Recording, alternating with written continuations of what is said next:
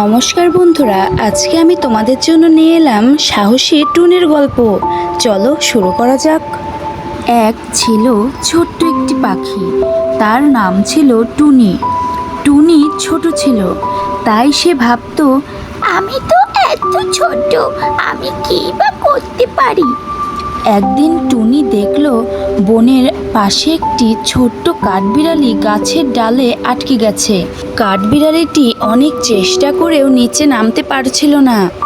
বনের বড় বড় পাখিরা সবাই দূর থেকে দেখছিল, কিন্তু কেউ সাহায্য করতে এগিয়ে এলো না। টুনি ভয় পেলেও সে ভাবলো, আমি ছোট হতে পারি, কিন্তু চেষ্টা তো করতে পারি। সে উড়ে গিয়ে কাঠবিড়ালির কাছে পৌঁছালো। তারপর ঠোঁট দিয়ে একটি শক্ত লতাপাতা টেনে এনে কাঠবিড়ালির কাছে দিল। কাঠবিড়ালি লতাটি ধরে ধীরে ধীরে নিচে নেমে এলো। তখন টুনি খুশি হয়ে বলল, ছোট হলেই যে আমরা কিছু করতে পারি না তা তো নয়।